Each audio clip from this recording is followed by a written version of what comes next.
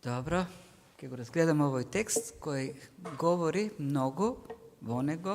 Христос изнесува многу тврдења за својата божественост, за авторитетот, власта што има, како Бог и при тоа користи една земна илустрација за тоа.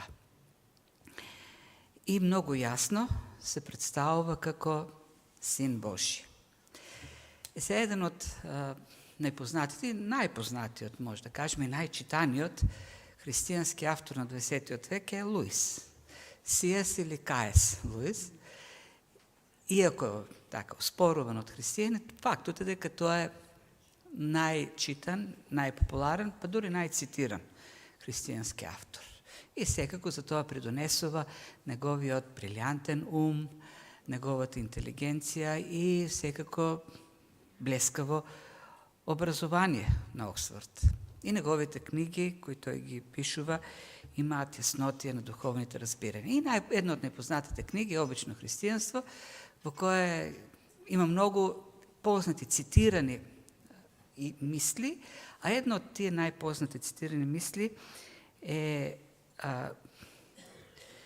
негирањето на она отфрлање на божественост, колку ирационално да се отфрла божественоста на Христос, имајќи ги во предвид тврдењата на самиот Христос. Тоест, современите тенденции на хуманистите кои велат Христос бил еден добар учител, голем етички учител, учител на морал, еден добар хуманист, така да кажеме, на современ јазик. И Луис во таа своја книга вели, имајќи тврдењата на Христос дека тој е Синот Божи, имаме на располагање неколку опции. Например, може да кажеме, тој тврди дека е Син Божи и лаже, ако не е навистина Син Божи. Тоест, ако отврлиме неговата божественост, која тој ја тврди, тогаш на располагање стои варијантата дека тој е лажко, или пак е сатаната, ѓаволот од пеколот, за да ги мами луѓето. Или пак е луд човек, лунатик. Но не може да биде добар учител. Бидејќи едноставно тој не остава таа опција, зашто тврди дека е Бог. Ако тврди дека е Бог, а е само обичен учител, тогаш е лашко. Тоа се логичните аргументи кои ги дава Луис и пред кои се исправуваме и ние, сите, денес, и низ историјата, и можностите пред кои биле исправени и фарисеите, пред кои Христос ги изнесува своите тврдења за божественост. И тие многу добро разбрале, многу добро сватиле дека Христос претендира на божественост. И отфрлија таа можност дека тој е Синот Божи, зашто не одговараше на нивните разбирања за Син Божи, тоа е за Месија. И им остана на располагање или другите можности, и тие ги употребија секако во текстот кој што ги разгледуваме понатаму и во Евангелието според Јован, тие ќе го наречат прво лажко. Па понатаму ќе го наречат дека е слуга на Велзевул, тоа е слуга на ѓаволот. А па некои дури ќе кажат дека е луд, најблиските од неговото окружување, од фамилијата, ќе кажат, ќе дојдат да си го приберат, зашто нешто не е во ред со него. Меѓутоа, никој не ја вклучува можноста дека е хуманист, добар учител. Едноставно во тоа време не постоела таква можност. Самиот Христос не ја дава таа можност. Тоа што современите професори теолози од Хајделберг или од Сорбона вклучува таква можност, тоа е современа нивна замисла. Но тоа или Син Божи, или е лажко, или луд. Но како што ќе видиме текстот, од нашиот избор, што го правиме, зависи нашата конечна ултимативна судбина, вечна.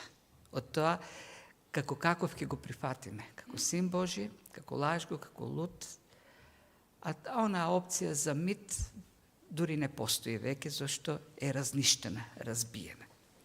Добро. Да се вратиме на контекстот, на оној непосреден литературен контекст, ова дискусија, дебата или конфликт меѓу Христос и фарисеите никнува кога Христос ке излекува еден човек кој 39 години бил закован за постела, неподвижен. И Христос на бањата на Витезда ке му даде сила во неговите нозе, ке го оживи, ке му ги оживи исушените нозе и ке му заповеда да стане да оди и тоа ке се случи. Ке му каже да се земе постелката, меѓутоа е сабота. И со тоа ги нарушува правилата за саботниот ден, ги нарушува равинските правила за саботата. И затоа е обвинет од фарисеите. Тој на обвинението ќе одговори многу едноставно. Мојот татко работи досега и јас работам. И фарисеите јасно разбраа дека со таа изјава, ќе разгледаме ние малку подобро таа изјава, преку неа тој претендира на божественост, се представува како син Божи. И Христос не го одрече тоа, дека се представува како син Божи. Напротив, во она што следи понатаму, во овој стих во 19 до 30, тој ќе даде уште по-длабоки, ќе задлабочи уште повеќе таа вистина, уште посилни тврдени, многу поекстремни тврдења кои ќе ги шокира фарисеите. При тоа, своето единство со Отецот, тој ќе го објасни на начин кој е многу разбирлив за тоа време. Користејќи една земна, секојдневна, многу позната илустрација од тоа време, која можеме да кажем дека и денес можеме да ја пронајдеме. И сега тука се чувствам така малку должен да дадам објаснување за начинот на кој ќе пристапиме на стиховите. Честопати спомнувам историско-граматичка школа, во средите така дебатираме околу неа, но таа е историско-граматичка школа, не само граматичка. Она впечатокот што го добивам при разгледување некои текстови е дека ние говориме само за граматичка, но го забораваме, испуштаме дека таа е историска школа. Што значи историска школа? Дека сите тие текстови никнуваат во неков историски момент, културен, филозофски, духовен и така натаму. Со други идеи, ние не можеме, не е правилно да пристапиме на текстовите од позиција на христијанин од 21. век. Со сите оние предрасуди кои ги имаме, кои се теолошки, доктринални, културни, филозофски, индивидуални како личности. Ако ние пристапуваме на текстовите со сите тие предубедувања, ние вложуваме, импутираме, ги внесуваме внатре. Ние си поставаме многу филтри преку кои што поминува текстот до нашето разбирање. Историско-граматичката школа не е измислица на некоја црква или деноминација, таа е научна школа која користат книжевниците, толкувачите, класичарите, оние што познаат класични јазици, за да толкуваат текстови. Тоа значи дека на тој текст треба да се пристапи историски на начинот на кој и да се разбере на начинот кој што тогаш требало да биде разбран. Тоест, кога авторот пишува нешто, тој има определена категорија луѓе. И пишува со намера тие луѓе да го разберат тоа. И ако ние денес го разбереме тој текст поинаку од она што требало они да го разберат, имаме проблем со разбирањето. Тогаш немаме поистоветување со нивното разбирање и нашето разбирање.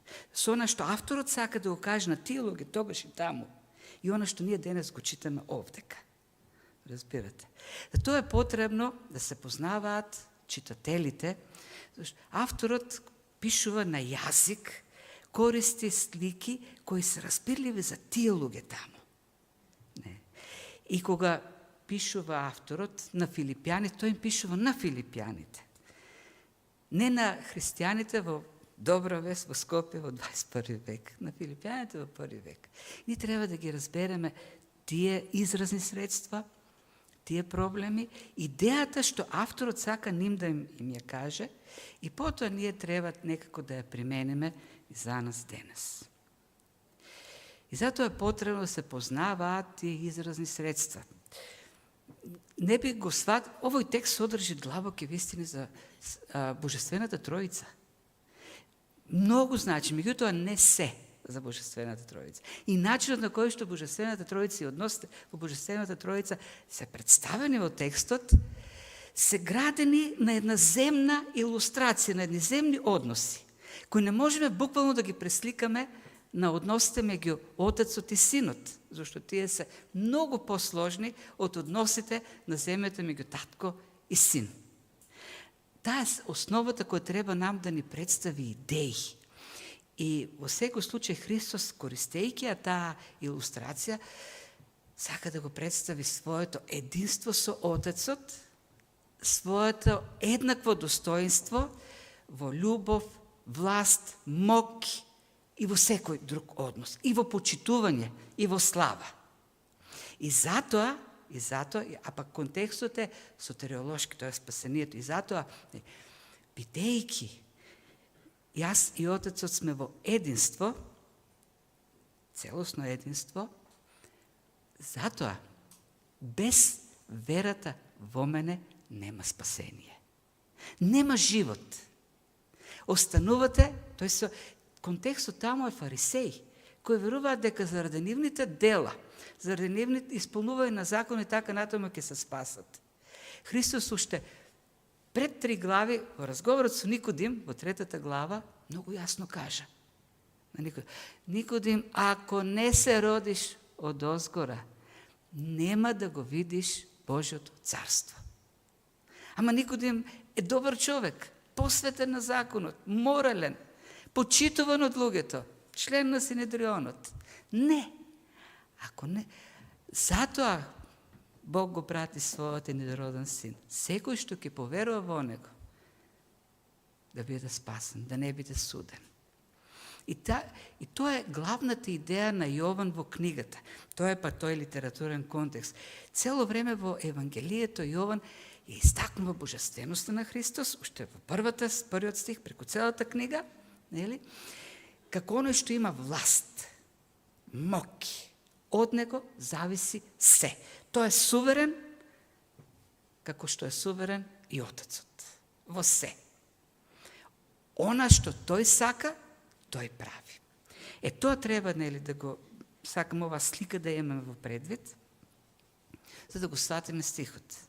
Да ги сватиме овој многу важен стихот. Тоа овдека имаме вложено учење и за божественоста на Христос, и од тука натаму учење и за спасението. Двете теми се споени. Едната произлегува од другата. И така текстот од 19 до 30 стих е напишан. И друго нешто треба да знаеме во таа историско-граматичка школа, и дека тие луѓето во тоа време пишувале на друг начин, се изразувале на друг поинаков начин отколку ние сега. Еден од начините на изразување е паралелизмите. И тие не се само во поезијата, во псалмите, туку тие се начин на пишување. И овдека Христос ги изнесува своите тврдења за божественоста, користејќи паралелизми. И Јован тоа така го запишува, во огледална форма имаме хиастичка, или паралелна структура. Во првиот дел ги изнесува тврдењата за својата божественост, во вториот дел, пак кој е пресликан, првиот дел, од тие тврдења за божественост, потоа се изнесени пак тврдењата за спасението преку него, преку верата во него.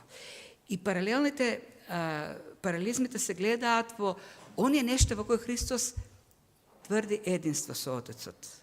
Власт, мок и суд, оживување, кои потоа ги гледаме вториот дел како нешта кои тој ги користи за спасение на човекот. А пак првиот стих во тој дел на разговорот, 19-тиот, и последниот стих на тој дел на разговорот, 30-тиот, е истиот стих. Има еден централен момент, каде што е главната идеја и најшокантната идеја која изнесува. Ке ги видиме ли си тие работи. Почнува со илустрацијата на која што ја гради својата божественост и завршува на таа илустрација. Односот меѓу Отец и Син. Ништо јас не правам ако не сум видел од Отецот. И завршува со тој стих. Ништо јас не правам ако не сум, или ако не ми е кажано, зашто ние имаме совршено единство во волите, совршено единство во дејствата, совршено единство во се. Разбирате? Тоа е. И имајќи го предет, нели, таа сцена историска, аз ќе обяснам која е историската сцена, која не смееме да ја губиме од предвид. Таа ни е преку цело време во мислите. На таа историска сцена, на таа животна ситуација, или критичарите на текстот, текстуалните критичари го нарекуваат германските Sitz im Leben, животна ситуација. Животната ситуација е семејството. Или односот, многу позната за фарисеите, бидејќи секој фарисеј поминал во својот живот низ таа животна ситуација. И Христос ја користи за да го представи својот однос со Отецот, и фарисеите многу добро го разбират. Знаете ли што е вистина? Дека тоа што го пишува тогаш авторот во текстот на читателите тогаш им е многу јасно и веднаш го разбират, за разлика од нас денес, кои сме обременети со многу други идеи, сега ги бараме тука и не можеме да ги најдеме, зашто ние треба да го симнеме, да симнеме вратоврската и лечето и да ја ставиме шамијата, сандалите, да се вратиме во тоа време, за да сватиме што сака да каже со јазикот кој го користи авторот, ако е прилагоден на тие луѓе тогаш. Ако знал Јован дека денес Мите, Петко, Трајко ќе го чита ова, може би ќе користил нешто од современиот YouTube, Facebook, би стане појасно. Ама сигурно знаеле дека и ние денес ќе го читаме тоа. Како и да. Која е животната ситуација? Реков, тука сум нашол каков татко, таков син. Не. Или крушата под круша паѓа. Односот татко-син кој во древноста е многу поспецифичен. Децата се копи или синовете се копи на татковците во древноста. Денеска повеќе децата се копи на идоли од YouTube или од Facebook. Повеќе на нив наликуваат и во изглед, и во однесување, и во одење, отколку на своите родители. За жал така е. Тоа во древноста не е било така, зашто во древноста детето е залепено уште од раѓање за родителот. И тој се гради во присуството на родителот. Синот покрај таткото. И таму традицијата е многу силна, доминира. Ај како почнува да видиме ова. Вистина, им одговори, откако го обвинија, нели, им одговори. Вистина ви велам. Синот не може да прави ништо сам од себе, ако не види што прави Отецот. Она што го прави тој истото го прави и синот. Тоа е таа сцена од семејството. Таткото е оној кој го создава моделот за однесување во семејството. Уште кога ќе се роди синот, таткото го зема со себе. Таткото работи, прави и синот учи и станува, нели како што кажа, копија. И на Христос гледано така по-човечки, на Христос гледале како на дрводелецот, зашто Јосиф е дрводелецот. Сеќавате кога оди во Назарет, ќе кажат, нели е тој дрводелецот? Синот на Марија, братот на тие. Тоа е неговиот идентитет. Зошто? Зашто Јосиф е дрводелецот. И тие имиња, тие си ги носат со себе. Тој идентитет го носи од таткото. Детето го наследува. Така и било и во нашите култури. Во Струмица, сега не ги знам толку во Скопје, сигурно во Штип, ги има фамилии. Например, имаше фамилија Којумџици. Сопругата на братот Љупче од таа позната струмечка фамилија Којумџиеви, зашто тие биле златари. Има бакарови една фамилија, така и тие се фамилии, кои по занаетите се идентификуваат. И кога велат, нели ова дрводелеца, тоест нели ова Дрваров или Дрваровски, таа фамилија. Зошто така? Зошто кога ќе се роди и фарисеите, тоа пак и за фарисеите важи, зашто и фарисејските фамилии и фарисејство било наследувано со фамилија. Дедото е фарисеј, таткото е фарисеј, синот е фарисеј. Меѓутоа, дедото фарисеј е во исто време и некаков занаечи, има професија. И тој го зема својот син, го носи во работилницата и учи. Ги совладува вештините од својот тат. И со текот на времето, тој станува како својот татко. Ученикот и учителот во тоа време треба да станат исти. Ученикот, гледајќи го, слушајќи го, имитирајќи го учителот, треба да стане копија на својот учител. Во тоа време немало книги, како денес, да учиш од таблети, учеле од своите, поминувајќи време со своите учители. Синот со својот татко, ученикот со учителот. И тоа на што сака да го каже Христос. Јас и мојот татко сме во совршено единство, исто како што на земјата едно дете е целосна копија на својот татко. Она што прави таткото, го прави детето. Детето гледа што прави татко. И тоа и тука идејата за единство. А во контекстот пак на проблемот, таа историска сцена, кога Христос во сабота излекува човек, им вели на фарисеите: мојот татко работи досега и јас работам. Ние сме едно. Тоест, тоа што јас го извршив ова сега, е зашто Отецот го врши тоа истото. Јас го правам она што тој го прави. Ние сме во единство. И ако вие сега мене ме осудите, за тоа што сум го излекувал човекот, вие го осудувате Отецот, на кого вие се поклонувате. Ако не го прифатите од мене тоа дејство, вие не го прифаќате Отецот. Ако во мене не верувате, не верувате на Отецот. Ако мене ме отфрлите, го отфрлате Отецот. Тоа е идејата. Зашто ние сме во единство. И тоа единство ќе се види понатаму во кои области, не сите области секако, некои само области ќе наведе Христос, кои се во контекст на спасението. Ние сме едно. Тоа што јас го направив, кај Бањата Витезда, е мајсторското дело на Отецот. Затоа не го судете го. Ние сме едно. Тој прави, јас правам. Во единство. Го имитира, мајсторот. Тоа е чин на исцеление. И исто така, откровение за Бог. Како завршува сегавето уводниот дел на Евангелието, 80 стих. Отецот никој никогаш не го видел, Бог никој никогаш не го видел, но единородниот син, кој е во неговиот скут, го објави. Тоест, и тука оној наш збор, се го мај, го истолкува, ни го објасни, ни го откри. И таа идеја. Синот, кој е во...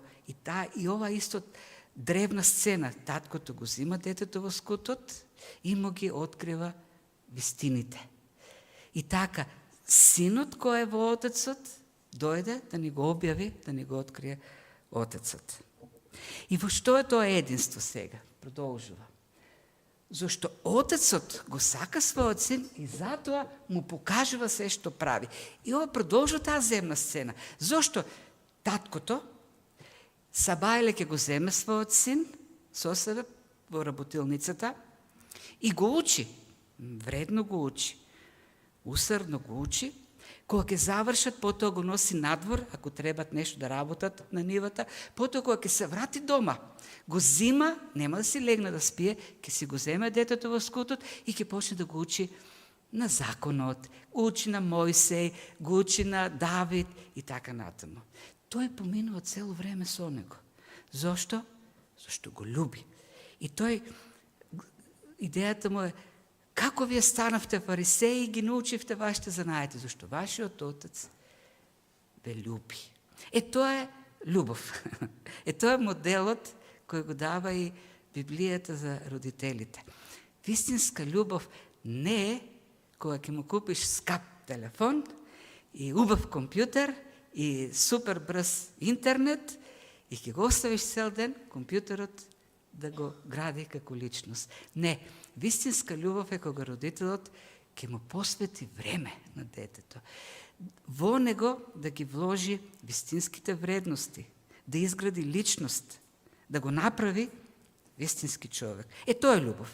Ама бидејќи денес се нема таа љубов, затоа ги остава децата или улицата да ги воспитува, школото, и се сме незадоволни, леле школото како не ги воспитува децата, ама твоја одговорноста за воспитување на децата, не на школото, не на учебниот материјал таму, што ќе дом од кога ќе се роди. Најголемата љубов е кога родителот ги прави оние работи што ги прави Бог. Ги имитира, како што вели Исус, јас имитирам се што Отецот прави. Детето имитира се што таткото прави. Таткото имитира се што Бог прави. И така го моделира Бог во животот на детето. Тоа е првото, што го кажува моделот. Има љубов меѓу Отецот и Синот, како што на земјата нормално нели да има љубов родителот со детето. И бидејќи нели има таква љубов, продолжува, предупредува, всушност вели, не само ова што го видовте на бањата Витезда, туку уште многу, многу поголеми дел од овие ќе видите, што ќе му покаже всушност Отецот на Синот, за вие да се чудите. Фарисеите се зачудија, и толку збор што чудите не е да се чудите, леле колку голема работа, туку да се шокираш, да влезеш во чудоневидение, но во негативна смисла, да се шокираш, да се запрепастиш. Не во позитивна, туку во негативна. Како може овој сега да крши правила на саботен ден? А пак од тука натаму Христос ќе почне да кажува нешто на кои буквално ќе се унесат, нема да издржат, ќе сакат веднаш на лице место да го убијат. Па затоа Исус ќе видиме, ќе замине пак во Галилеја, во следната глава, после овој разговор. Многу поголеми работи, вели, ќе видите и ќе се вознемирите уште повеќе. Вие се вознемиривте на едно чудо овдека и не го признавте на уште поголеми работи. Зошто? Зашто, како што Отецот воскреснува мртви и ги оживува, така и Синот ги оживува оние кои сака. Кои сака. Тука е додатокот. Сега, воскресение, давањето живот, нели, оживувањето и така натаму, е прерогатив на Бог, на Отецот во Стариот Завет. Тоа е јасно ка. Бог е тој кој што или од ништо дава живот, создава живот, или пак на умрените ги воскреснува им дава живот. Например, јас сум ништувам, јас оживувам, јас ранувам, јас лекувам, па и Павле пишува во Римјаните, тој ги оживува мртвите, ги повикува да суштествуват од она што не суштествува, од ништо ги повикува.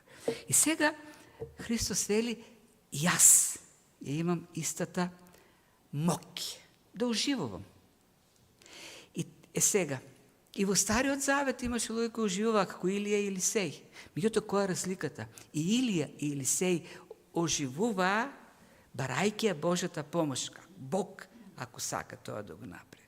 Но Христос овдека тоа си го припишува како негово суверено право. Јас можам тоа да го правам. Ја имам таа моќ.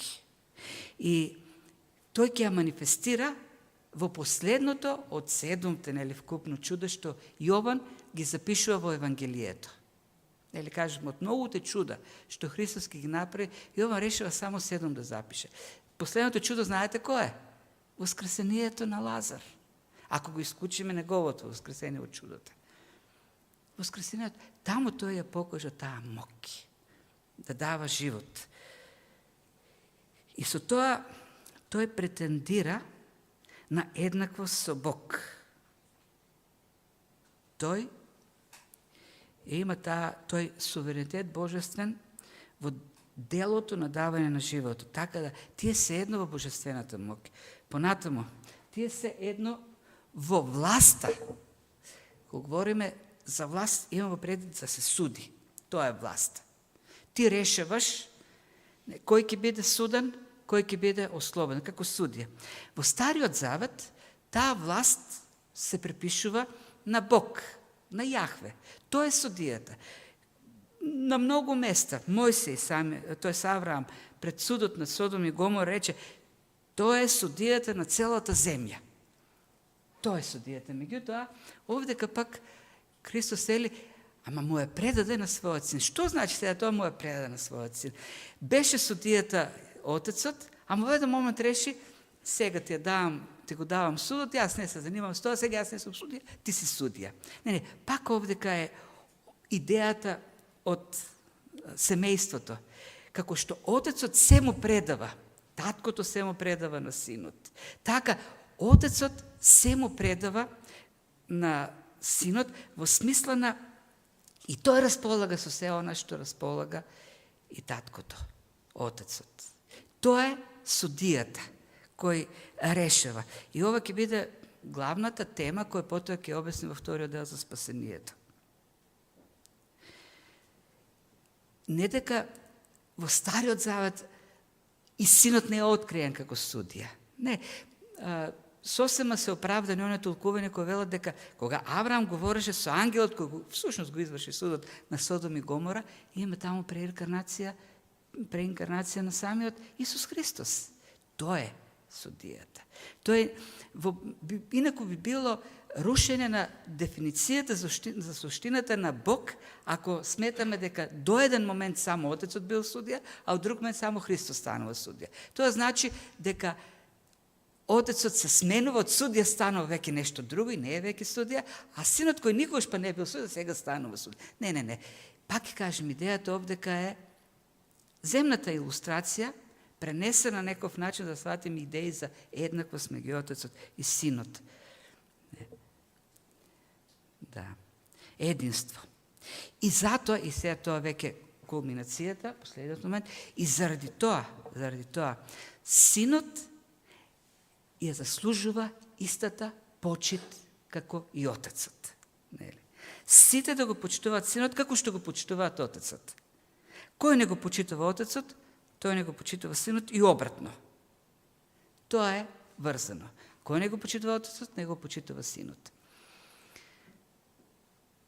Пораката која Христос испраќа на тие фарисеи, се треба да паднете на колена. Да легнете пред мене во страв и да се каете. Тоа е идејата. Јас сум оној, ја имам истата власт, истата моќ, истото достоинство, истата слава, истата чест. Како оној на кој што одите во храмот да му принесувате жртви, да му се поклонувате и се плашите да влезете во присуството зашто ќе умрете. Еве, јас сум тој истиот. Треба да паднете. Да паднете со лицето на земја и да молите за милост. Тоа е многу јасно кажано. И сега централниот момент, таа централна ос, како потоа го прекршува другиот дел, вели: вистина ве велам, кој го слуша словото мое и верува во оној кој ме пратил, има живот вечен и нема да дојде на суд, туку преминал од смрт во живот. Откако ги изнесува тврдењата за својата божественост, стигнува до спасението. Сега како е спасението? Како се случува спасението? Кој го слуша словото мое и верува во оној кој ме пратил. И пак тука прави единство. Сега, во нашиот превод не станува многу јасно кој го слуша. Што значи? Кој слуша гласови, звуци? Не. Зборчето слуша и зборчето верува во текстот имаат исто значење. Да слушаш значи да веруваш. Да веруваш значи да слушаш. Не е тоа така акустично слушање, туку послушност. Па и ние користиме. Слуша ли тоа дете? Што значи да слуша детето? Дали е послушно? А послушноста се изразува со верата. Не. Ако веруваш, слушаш. Ако не веруваш, нема да слушаш. Па и во Стариот Завет, кога го повикува Бог народот, му вели: послушај, Израеле. Господ нашиот Бог е единствен Господ. Тоа е идејата. Така, кој ќе премине од смрт во живот? Оној кој го слуша Словото на Христос, Христовото Слово, и верува во Отецот кој што го пратил. И кога говори за вечен живот, и тука сега веќе граматиката, нели, доаѓа, има значење, и пак во контекст, во литературен контекст мора да го имаме преди тоа. Тој има вечен живот. Преминал од смрт во живот. Контекстот, пак историскиот контекст. На кого го кажува тоа Христос? Го кажува на фарисеите.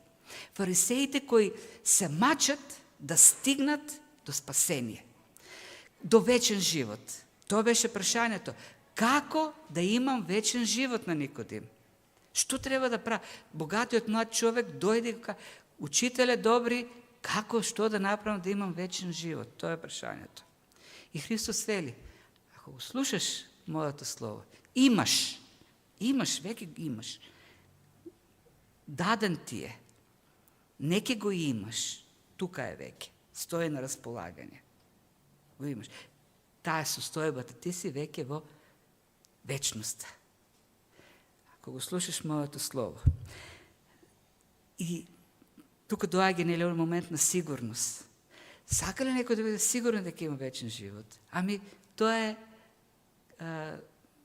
тестот. Веруваш ли во Словото на Исус Христос? Оно што тој го кажува како учење. И во Бог, оно што го пратил. Зашто оди заедно?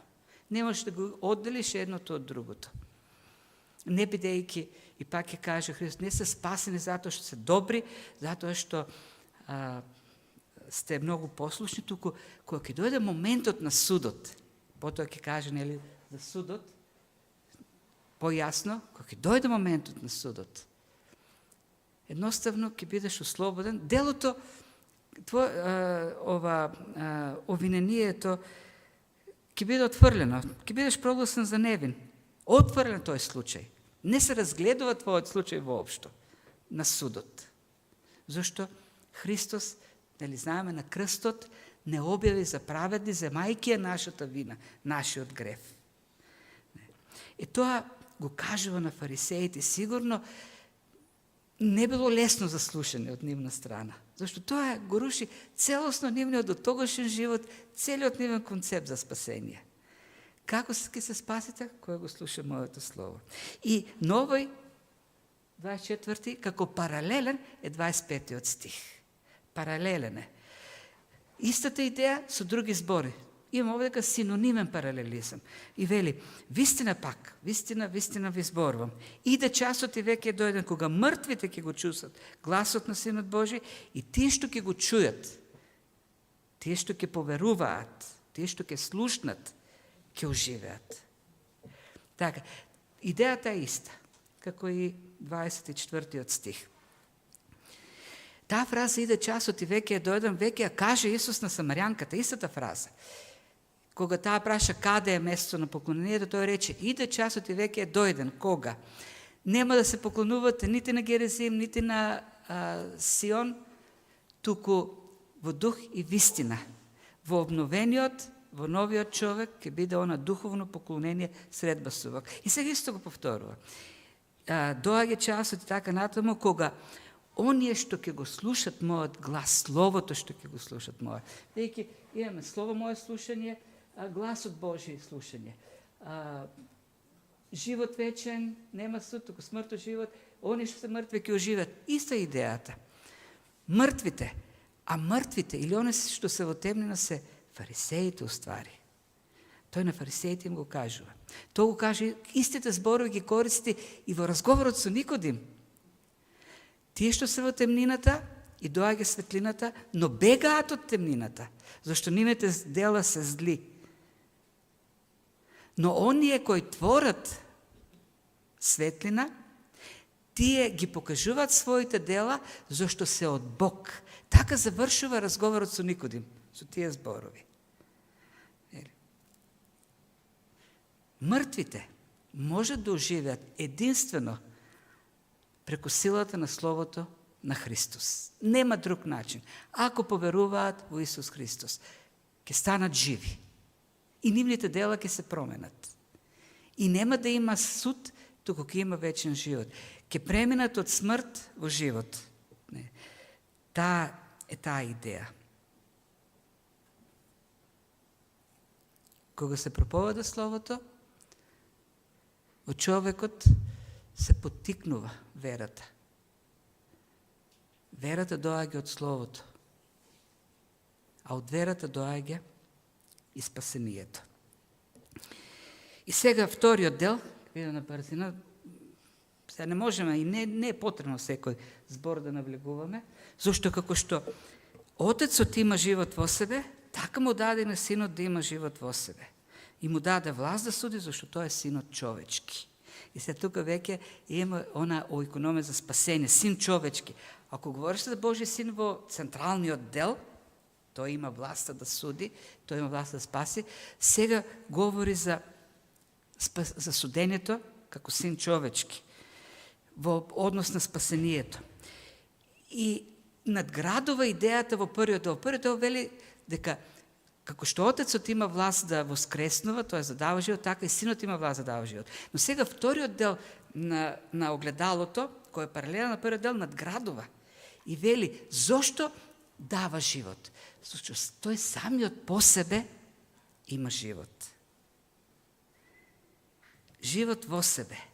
За тоа сака да каже, како Отецот, така и Синот има автосуштествување. Автобитисување, самосуштествување. Зашто се во овој живот суштествува како резултат на нешто, надворешно. Ништо само по себе не суштествува. Дури атеистите ќе се согласат дека човекот суштествува бидејќи прима енергија секој ден, храна, јадење. Ако остане месец, два, три, ќе умре. Му треба. А ние ќе кажеме дека Бог е тој кој што го дава животот во човекот. И секој секунда, секој издив е благодарение на животот што ни го дава Бог. И се е на земјата така. И машините действуваат бидејќи енергија им се дава однадвор. Единствено Бог е тој кој што има живот сам по себе. Во себе го има животот. Не му треба надворешен. Тој дава живот. И вели како што Отецот има живот, така и Синот има живот во себе. И бидејќи има живот во себе, фактички тој суштествува независно од Отецот. И се тука кажува, му беше даден, идејата е раѓањето, нели? Отецот е Отец, зашто го раѓа Синот, Синот е Син, зашто се раѓа од Отецот. И пак ќе кажем, тоа се земни аналогии, кои немаат, кои се само аналогии, но не одразуваат суштината. Не можеме да кажеме дека Отецот го родил како што мајката тука раѓа дете. Употребува Христос земни термини за да означи различност во личностите, во хипостаси, како се нарекуваат. Нешто со кое што се одликуваат и се различни, но се во единство, совршно единство.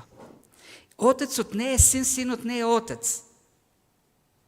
Во својата личност, во својата идентичност. Зошто не се исти? Зошто Отецот е Отец и раѓа, а Синот е Син и се раѓа. Што значи тоа? Никој не може да разбере. Различни се едноставно. Во своите хипостасни личностни својства. Својството на Отецот е да раѓа, својството на Синот е да се раѓа. За Светиот Дух ќе збориме понатаму. Но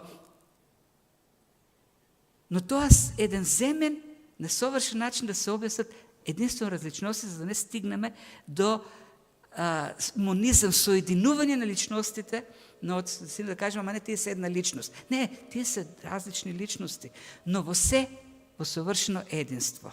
Во власт, мог, слава, во достоинство, во се оно што му припаѓа на Отцот, му припаѓа на Синот. Не. И бидејќи тој има живот сам по себе, тој и може да дава живот и тој може суверено да суди. И тој може луѓето од смрт да ги доведе во живот, бидејќи во се целосно е Бог. И на крајот, завршува, затоа не чудете се нова.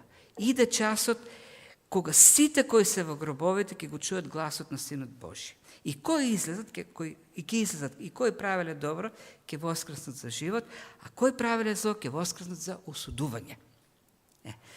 Значи, и тука се дојде до оној момент. Ќе дојде моментот кога ќе се исправиме сите пред суд. Но оние кои го слушале гласот на Христос, овој стих не можеме да го издвоиме од целиот хијазам, од се оно што досега е кажено. А досега Христос кажа, мртвите ќе оживеат од гласот на Христос. Оној кој го слуша или верува во Словото на Христос, тие преминуваат од смрт во живот. Оние кои преминале од смрт во живот, кои веруваат во Христос, таму, на тој ден, на тој суд, на тој час, тие ќе воскреснат за живот. Нема суд на нив. Тоа што кажуваше цело време, нема суд, веќе нема суд. А овдека, оние пак, другите, кои вршиле зло, и сега тука користи други термини, добро и зло, повторно да ги конфронтира фарисеите со нивните дела, кои мислат дека се добри.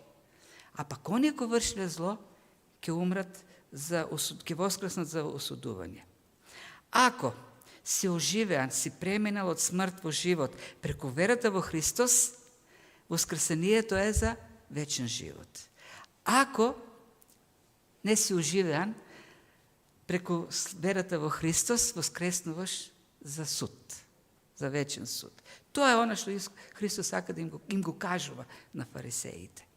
И тука вклучува сега дела, во контекст на претходното, многу јасно. Ако ти си преминал од смрт во живот преку верата во Христос, твоите дела се дела на светлината, зашто се творени или се од Бог. А ако си во темнината, твоите дела се зли. И затоа се криеш во темнината, за да не бидат видени твоите зли дела. Зашто не се од Бог, туку се од твојата зла природа.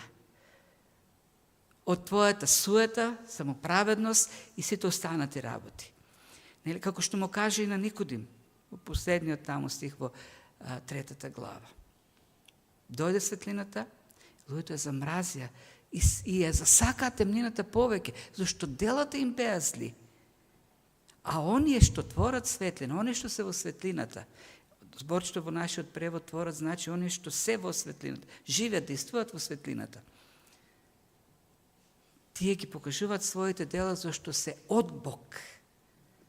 Тој ги твори во нив. Ако Христос е во нас, неговиот живот ќе се гледа во нас. Ако Духот е во нас, плодот на Светиот Дух ќе биде во нашите дејства, во нашиот живот. Нашите дела ќе бидат добри.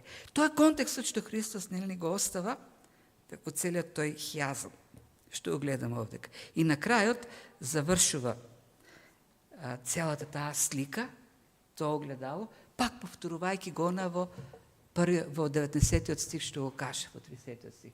Јас ништо не можам да правам сам од себе. Пак треба да кажеме, земната имаме илустрација за семејството. Како што слушам, така и судам. И мојот суд е праведен, зашто не ја барам мојата воља, туку волјата на Отецот кој ме пратил, тоа е таа земна илустрација за односот татко-син. Како што синот прави се што прави таткото, така Христос прави се оно што прави Отецот. Меѓу нив има совршено единство и овдека конкретно во волјата, во судот, во секое дејство. Совршена воља. Тој ја одразува волјата на Отецот, зашто се едно како што едно таткото, се едно таткото и синот. И како одговорија, и сега тука пак се враќаме на почетокот, како одговорија фарисеите на тоа? Ами, го отврлија. не го прифатија како Божи син. Им остане на располагање да го обвинат за богохулство и да го осудат на смрт. Зашто нема многу алтернативи. Никако не може да каже, ама тоа е едно добро човече кој што убави работи кажува, хуман е многу, ај ќе го ставиме. Не, тој јасно се објави за Божи син. Многу јасно сватија. Многу јасно што кажува Христос за себе. И зато некој денес да каже, ама тој е добар учител, на такви тврдења од страна на Исус, силни, за еднаква божественост, е неразумно. Или е Божи син, или е лашко. Или е луд. Друго нема. И се пак тука се поставува прашањето, ако беше тој само добар учител, па дури ако беше и луд, зашто па го убија? Кој би убил луд човек? Кој би убил добар учител? Очигледно станува збор за нешто многу, многу повеќе. Точно тие тврдења за божественоста на Христос. А по опцијата за Христос како мит, веќе никој не ја поддржува. Таа е разбиена, разништена од сите страни. И так, кој е изборот? Што е Христос за тебе? Синот Божи, кој има власта да дава живот на мртвите, духовно мртвите да ги оживува, да спасува од судот за вечен живот, или е добар учител? Ама од тоа, Христос вели, од тој избор зависи твојата судбина, вечна судбина. Дали ќе воскреснеш за вечен живот, или кој веќе го живееш ако веруваш во него, или воскреснуваш за суд, за вечен суд. Ако некој се уште се колеба, треба да го повика со вера во срцето, да се моли за спасение. Ако пак веќе сме го прифатиле како спасител, Синот Божи, Божествениот Христос, го славиме како Бог, зашто тој ја има таа слава, тогаш треба нашите дела да бидат праведни, да бидат дела на светлината, да бидат дела творени од Бог во нас и да се покажуваат во светлината, да се гледат, да не се криеме, туку да бидат јавни. Зашто нашиот Отец јавно ги прави тие, нашиот Отец работи, Христос ни го објави сето тоа и ние треба да го објавуваме. Неговото слово кој оживува треба да биде проповедано и живеено во нашите животи. Господ да ни дава сила за тоа, да ни помага и да бидеме и ние како нашиот татко. Каков татко, такви синови и керки да бидеме по неговата благодат. Амин. Татко Небесен, ти благодариме за овие вистини што ни ги откриваш и сигурност која ни ја даваш. Не сме во неизвестност, немаме стравови, немаме дилеми за нашето спасение, зашто ти си ветил божествениот авторитет, мокниот Бог, славниот Спасител, ти си го дал ветувањето дека оние што го слушат Твоето Слово, оние што веруваат во Твоето Слово, оние што го доверуваат својот живот на Тебе, тие преминале од смрт во живот и нема за нив суд. Ти благодариме за таа сигурност и не дозволувај нашата суета, не дозволувај гревот во нас, грешната природа, да се надпреварува со тоа ветување, со таа благодат што ти ни ја даваш. Туку помогни ни да се предадеме целосно на Твојата власт, Твојата мок, Твоето дејство во нас и во нас да се гледа Твојот плод. Поттикнување на уште поголема послушност кон Словото, уште поголема послушност на она што ти си ни го заповедал. Да го живееме и дај ни поттик и да го проповедаме тоа Слово. Зашто нема друга сила за спасение, освен Твојот глас, претворен во Слово кој ние го проповедаме. Се молиме, Господи, спасувај, спаси ја Македонија, гледаме во каква темнина тоне, гледаме, Господи, какво суеверие, суети, каков очај доминира, владее. Затоа се молиме Ти, Господи, пръскай со Твојата светлина. А нам ни давај и копнеш и сила и мудрост да сееме слово кое носи светлина, кое уживува и го гради Твоето царство. Нас самите дај ни сила, Господи, да бидеме навистина Твоите деца, синови и керки, кои го прават она што Ти го правиш. Во Христовото име, името на нашиот Спасител и Господ, го бараме тоа. Амин. Амин. Ајде сега ќе го славиме Господ.